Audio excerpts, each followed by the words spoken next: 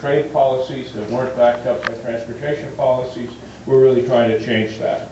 And we want to do it on a multimodal basis. We really see the importance of the connections, of the nodes within the system. Things can move very quickly as they move across the country, and they can get lost in congestion if we don't have good connections.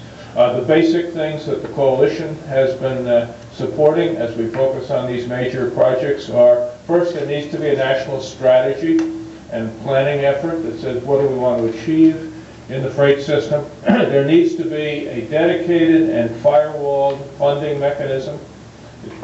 A freight trust fund would be a good way to describe that. We have a paper here on that. We believe that any funding allocations out of that program for the purpose of major projects need to be merit-based and treated as investments, not as distributing money for pork.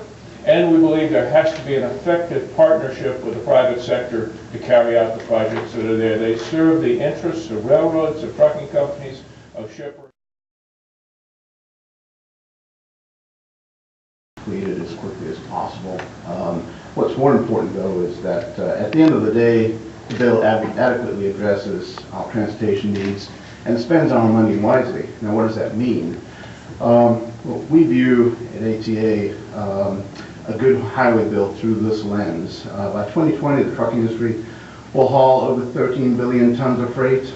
71% of the total freight moved by all modes. I think Jennifer had rivers at 43% today. That's intercity ton miles. We just look at tons. Either way, we're all hauling a lot of freight. We're going to be moving a lot more freight in the future. By 2020, we'll move 31% more tonnage in the trucking industry than we do today. We'll need to put another 26% more trucks on the road to do that, and those trucks drive 27% more miles. So when the ultimate highway bill, transportation bill, comes out,